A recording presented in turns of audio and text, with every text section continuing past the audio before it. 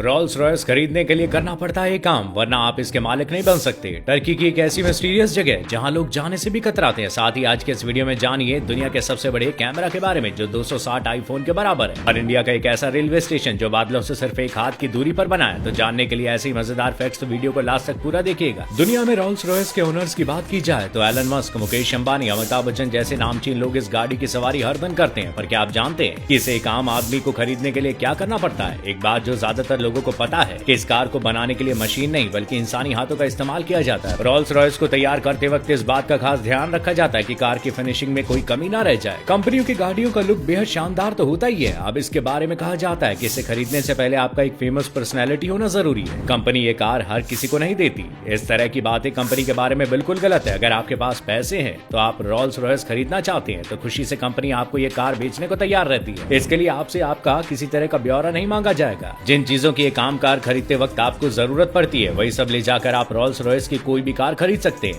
यहाँ तक कि इसके लिए ये भी कहा जाता है कि आप इस कार को टैक्सी में नहीं चला सकते, लेकिन ये बात भी सरासर गलत है। इसलिए आपके पास माल है तो आप इस हसीना को भी अपना बना सकते हैं। नंबर 5, टर्की में एक ऐसी जगह है जहाँ लोग जाने से कतराते हैं। ऐसा क्यों है तो सुनिए। तुर्की के इतिहास की सबसे डरावनी जगहों में से एक है ये गोस्ट विलेज। यहाँ पर होने वाली अजीब घटना और डरावनी आवाजों की वजह से इस जगह को हॉन्टेड घोषित किया गया है। ऐसा बताया गया है कि कई साल पहले यहाँ भयानक भूकंप आया था और कई लोगों को ये जगह छोड़कर जानी पड़ी थी। उसके बाद से यहाँ पर कोई नहीं रहता और इसे भूतिया माना जाने लगा। आप जैसे यहाँ पहुँचेंगे आपको डरावनी चीजों का अनुभव होने लगेगा। कई टूरिस्ट यहाँ भूतों को देखने के गवाह बन चुके हैं। यहाँ पर अजीबोगरीब परछाइयां भी देखी गई है। अब इस बात को आप सच मानो या झूठ, लेकिन इसे 100% सच कहा और माना जाता है। नंबर 4, अमेरिका के कैलिफोर्निया में बने SLAC नेशनल एक्सक्लेरेटर लेबोरेटरी के रिसर्चर्स ने दुनिया का सबसे बड़ा डिजिटल कैमरा तैयार कर लिया है जो मई से इस्तेमाल किया जाने लगेगा। ये LSST कैमरा एक छोटी कार के आकार का है। इसका वजन 3 टन है। LSST कैमरे में 5 फीट चौड़ा फ्रंट लेंस और 3200 मेगापिक्सल का सेंसर है जो शोर को कम करने के लिए -100 डिग्री सेल्सियस तक ठंडा हो जाएगा। कैमरे को चिली में वेरासी रूबिन ऑब्जर्वेटरी के सिमोनी सर्वे टेलीस्कोप के ऊपर रखा गया है, जहां ये पूरे 10 साल तक रात के समय आसमान में हो रही हलचल को रिकॉर्ड करेगा। इसका इस्तेमाल डार्क एनर्जी और डार्क मैटर की नेचर सहित ब्रह्मांड के सबसे बड़े रहस्य को जानने में किया जाएगा। कमाल की बात यह है कि इसने पहले ही Guinness Book of World Records में दुनिया के सबसे बड़े ऑप्टिक कैमरे के रूप में जगह बना ली है। और जो चीज इसे सबसे अलग बनाती है वो ये है कि इसका 3200 मेगापिक्सल लेंस लगभग 260 आईफोन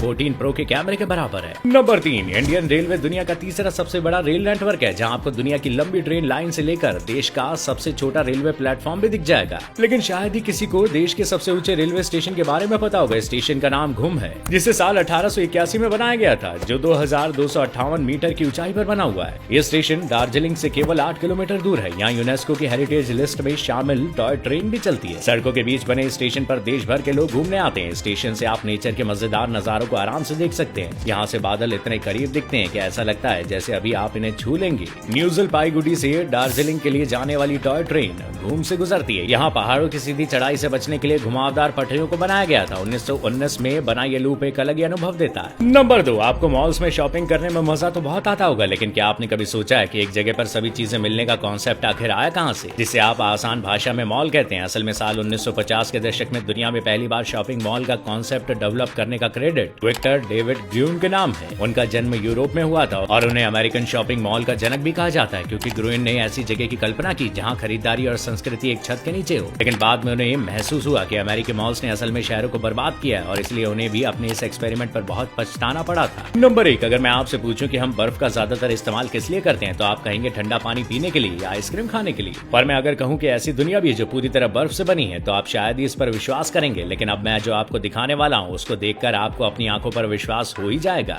असल में यह है डच शहर, जो कि अपने आप में ही अनोखी ठंडी दुनिया है, जिसे आइस स्कल्पचर फेस्टिवल के नाम से जाना जाता है। यहाँ आपको करीब 550 टन बर्फ से बने स्कल्पचर्स देखने को मिलेंगे। और अगर आप इस बर्फीली दुनिया का लुत्फ उठाना चाहते हैं तो आपको ऊपर से नीचे तक फुल पैक होना पड़ेगा, क्योंकि आपको जानकर हैरानी होगी कि इस खूबसूरत दुनिया को बनाने वाले कलाकारों के लिए सबसे ज्यादा चैलेंजिंग था खुद को -10 डिग्री टेम्परेचर में रखना।